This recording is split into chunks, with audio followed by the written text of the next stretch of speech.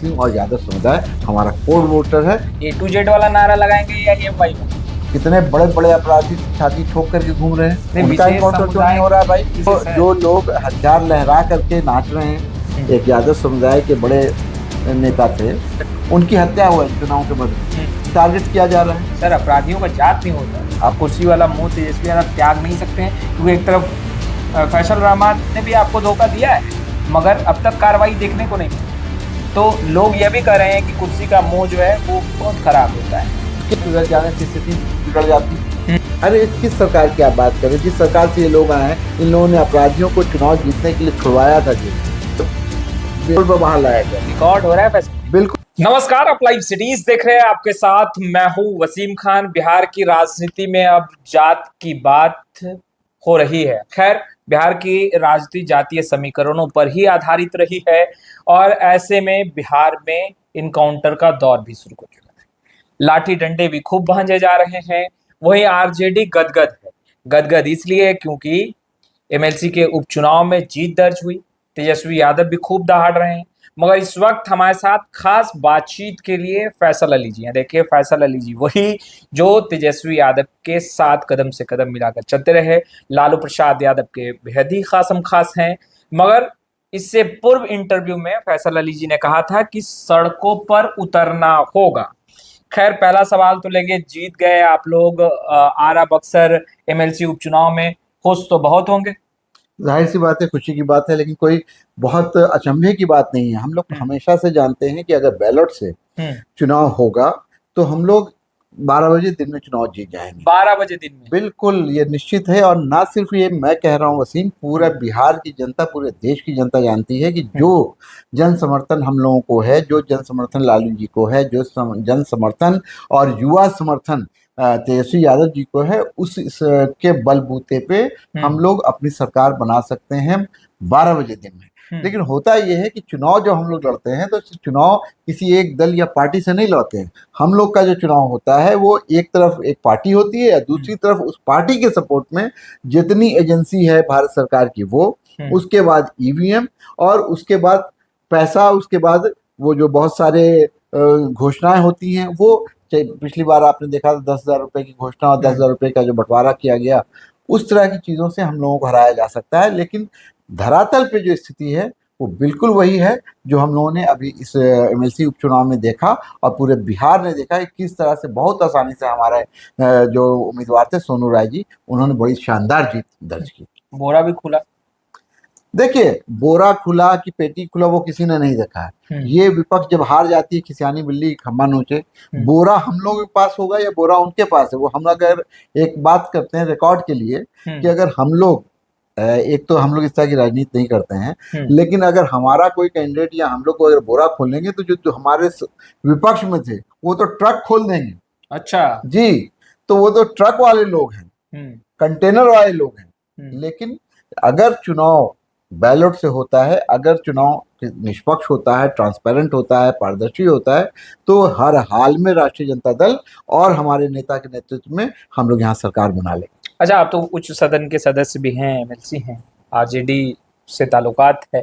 Sir, अब तो आप लोगों का ट्रैक बदल रहा है। अब फिर से एमवाई की बात जो है वो आरजेडी खेमे के अंदर होने लगी है।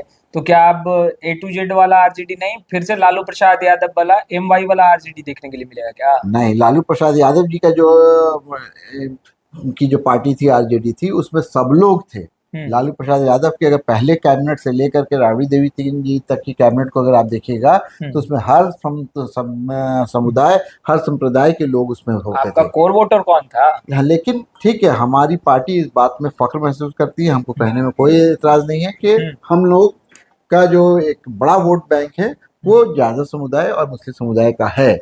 ये, और इस बात को हम लोगों को मानना भी चाहिए, हम लोग मानते भी हैं। और ये दोनों समुदाय पूरी कटिबद्धता के साथ, प्रतिबद्धता के साथ हम लोगों के साथ जुड़ा रहता है। लेकिन इसके साथ साथ दूसरे समुदाय भी हमारे साथ आते हैं और हम वो वोट देते हैं, तभी हम लोगों को 1 करोड़ 90 लाख वोट मिलता है। ऐसा नहीं कि सिर्फ मुस्लिम और यादव से ये वोट इतना आता है, हमको हर समुदाय का वोट मिलता है। लेकिन हाँ, मुस्लिम और यादव समुदाय हमारा कोर वोटर है, इसको कहने में, मानने में और उनकी तरफ देखने में कोई बुराई नहीं। A to Z वाला नारा लगाएंगे या EMI वाला? नारा हम सबको साथ लेकर के चलने का लगाएंगे, लेकिन इसमें किसी तरह से भी किसी समुदाय की अनदेखी नहीं हो। सबका साथ सबका विकास वाला नारा। सबका साथ सबका विकास का नहीं, बिहार का विकास हाँ। और युवा सरकार और नेतृत्व ऐसा हो जिसके पास विजन हो, जिसके पास बिहार में को करके दिखाने की एक क्षमता हो, रोड मैप हो कि कैसे बिहार को सबसे निचले स्थान से ऊपर लाया जा सकता है। युवा सरकार तो बिहार में चली रही है, सम्राट चौधरी के सरपरताज हैं, मुख्यमंत्री बने हैं, युवा हैं, और कैसा युवा सरकार चाहिए। सही बात है हमारे मुख्यमंत्री के लिए पूरा मान सम्मान, लेकिन वो क्या हैं, कैसे हैं, क्या उनकी आयु है, ये तो आज तक स्पष्ट नहीं हुआ है। कभी वो 14 साल के हो जाते हैं, कभी वो 16 साल के हो जाते हैं, कभी वो जुवेनाइल हो जाते हैं, कभी वो एडल्ट हो जाते हैं, कभी वो पद से हटाए जाते हैं कि उनकी उम्र नहीं थी, और कभी वो उनका जो है एकदम से वो 56 साल के हो जाते हैं। पुराना इतिहास, आप इतिहास कभी आपका पीछा नहीं छोड़ता है, याद रखिएगा। इतिहास की यही खूबी है कि जब तक दुनिया है तब तक इतिहास रहेगा। आप इतिहास को तोड़ मोड़ सकते हैं, लेकिन इतिहास समाप्त नहीं होता है। इतिहास क्या रहा है और इतिहास क्या है वो हमेशा रहेगा। लेकिन उसके साथ साथ हम इसलिए उनको शुभकामनाएं देते हैं कि वो हमारे ही स्कूल से, यानी जिस स्कूल के हम लोग छात्र हैं उसी स्कूल से वो भी पढ़े लिखे हैं, उसी स्कूल से वो राजनीति में आए हैं। लालू प्रसाद यादव जी के यहाँ उनकी शिक्षा दीक्षा हुई है राजनीति की, तो आए हैं, उनके हाथ में सत्ता आई है। लेकिन जिस दिन से वो मुख्यमंत्री बने हैं उस दिन से आज तक की ये स्थिति है कि पूरा बिहार त्रस्त है। अच्छा, जाहिर सी बात, आप देखिए कि जिस दिन मॉक ड्रिल हुई है उस दिन पटना में हत्या हुई है। अपराधी इतने शातिर हो गए हैं कि सोच समझ करके, खुद पुलिस प्रशासन कह रही है कि उन लोगों ने सोच समझ के मॉक ड्रिल के बीच में हत्या की। पूरे बिहार में उस दिन कितनी हत्याएं हुई, पूरे बिहार में उस दिन कितना क्राइम हुआ, और जब से मुख्यमंत्री का पदभार संभाला है तब से कितनी हत्याएं हो रही हैं। और उससे पहले भी याद रखिए, जब मुख्यमंत्री थे नीतीश कुमार तो भी गृह विभाग इनको मिल चुका था, लेकिन कहाँ क्राइम कंट्रोल हुआ। सो ये कहना कि वो बहुत अच्छा कुछ कर लेंगे, पुलिस ने तो खुला हैंड छोड़ दिया। आप क्या चाहते हैं? इनकाउंटर भी देखने के लिए मिल रहा है। हाँ, इनकाउंटर भी देखने को मिल रहा है, चुन चुन के इनकाउंटर भी देखने को मिल रहा है, और किसी समुदाय विशेष को टारगेट किया जा रहा है, वो भी विशेष, हाँ बिल्कुल हो रहा है, टारगेट किया जा रहा है। सर, अपराधियों का जात नहीं होता, अपराधियों का जात नहीं होता है, ये सुनने में, कहने में बड़ा अच्छा लगता है। हम लोग राजनीति में भी कहते हैं कि जात पात पे वोट ना दिया जाए, और एक समता मूलक समाज नहीं, आपकी बात को हम कह रहे हैं, आपके नेता की बात को कह रहे हैं सर। देखिए, ये बात तो दिख रहा है ना, जितने लोगों का अभी तक इनकाउंटर हुआ है, जितने लोग धरे पकड़े जा रहे हैं वो एक विशेष समुदाय के हैं। तो क्या हम ये मान के चलें कि और अपराधी किसी दूसरे समुदाय में नहीं है? आप कहिएगा तो मैं नाम गिना दूंगा, मैंने किसी समुदाय का नाम नहीं लिया है कि कितने बड़े बड़े अपराधी छाती ठोक करके घूम रहे हैं, उनका इनकाउंटर क्यों नहीं हो रहा है भाई? जो लोग हथियार लहरा करके नाच रहे हैं, जो लोग पूरे हथियार और दलबल के साथ घूम रहे हैं, वो क्या ये हैं महंत हैं कहीं के, वो कहीं के साधु संत हैं, उनका नहीं हो रहा है। तो ये भी अपने आप में एक चिंता का विषय है। दूसरी बात ये कि देखिए, बिहार में का जो मिजाज है, मैंने पहले भी आपसे कहा है, बिहार का मिजाज सबको साथ लेके चलने का है। यही यहाँ की संस्कृति रही है, चाहे वो लालू प्रसाद यादव जी का दौर रहा हो या इवन कि नीतीश जी के दौर में भी उस बात पर थोड़ा सा ये रहा। लेकिन जिस तरह से अब हो रहा है, तो इसको योगी मॉडल पे और यूपी मॉडल पर ले जाने की कोशिश की जा रही है। यूपी में यूपी मॉडल चल सकता है, लेकिन बिहार में लालू मॉडल और बिहार में बिहार मॉडल ही चलेगा। अगर मुख्यमंत्री को ये कहीं गलतफहमी है कि हम बुलडोजर और एनकाउंटर करके बहुत लोकप्रिय हो जाएंगे या हम 5 साल और 10 साल सरकार चला लेंगे, तो वो उनकी भूल है। नहीं, आपने जो सवाल उठाया, अनंत सिंह विधायक हैं, जेडीयू के हैं, आपके पार्टी के तो है नहीं, जेडीयू से ताल्लुकात है उनका, जेडीयू से विधायक है, एफआईआर दर्ज हुआ, इसी सरकार में हुआ। क्या हुआ? जो हत्या हुई थी उसमें क्या हुआ? उनके चुनाव के समय एक यादव समुदाय के बड़े नेता थे जो नीतीश जी के भी बड़े करीबी रहे हैं एक जमाने में, उनकी हत्या हुआ चुनाव के मध्य में। कितनी गिरफ्तारियां हुई हैं, उसमें क्या कार्रवाई हुई है?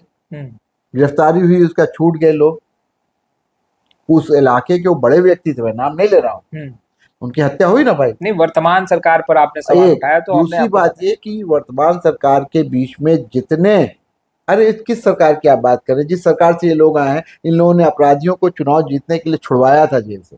जी हाँ, लोकसभा चुनाव को प्रभावित करने के लिए बेल पर लोगों को पैरोल पर बाहर लाया गया। रिकॉर्ड हो रहा है पैसे। बिल्कुल सही कह रहा हूं मैं, ये बिल्कुल मैं सही कह रहा हूं कि मुंगेर का चुनाव प्रभावित करने के लिए एक जेल से पैरोल पे छोड़ा गया था किसी को। आपको ही मालूम है मैं किसकी चर्चा कर रहा हूँ।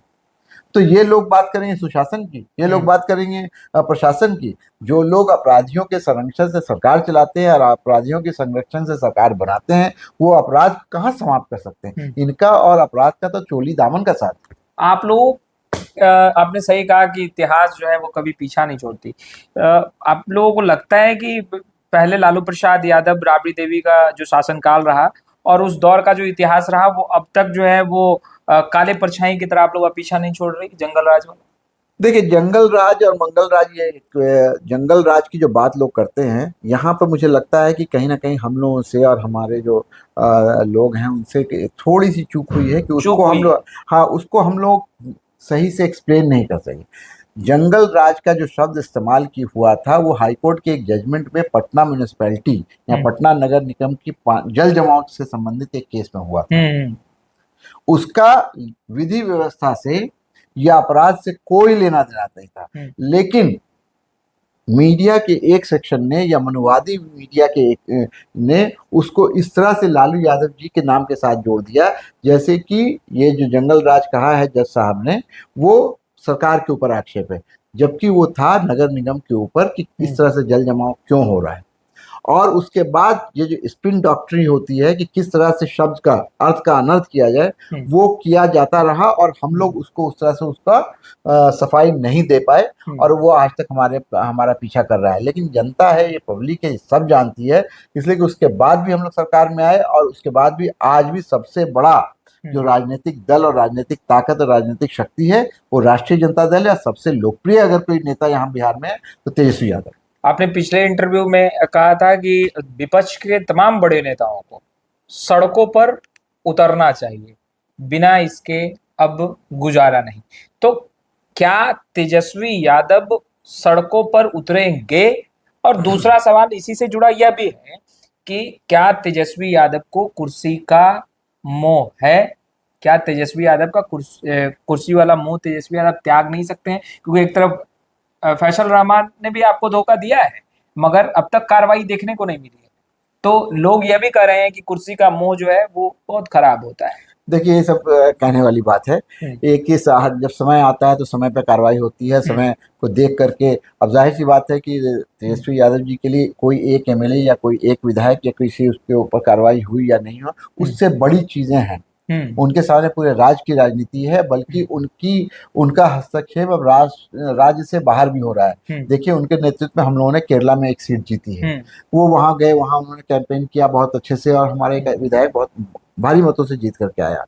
तो तेजस्वी यादव अपना काम बखूबी कर रहे हैं, उसमें कहीं पर कोई ये नहीं है कि वो डर रहे हैं या रोड पे नहीं आ रहे हैं। मेरा जिस दिन बंगाल का रिजल्ट आया उस दिन मैं नहीं था यहाँ पे, लेकिन उसके बावजूद मैंने ट्वीट किया था और ये कहा था कि राहुल गांधी को ट्वीट करके कि ये समय है कि अब विपक्ष इस बात को समझ ले कि इनको इस तरह से भारतीय जनता पार्टी और उसके ये अलायंस को इस तरह से नहीं हटाया जा सकता है। उसके लिए सब लोगों को अपना जो सुख दुख है उसको छोड़ना होगा, अपना लोभ जो है, अपना स्वार्थ जो है वो छोड़ना होगा और सबको रोड पे आना होगा।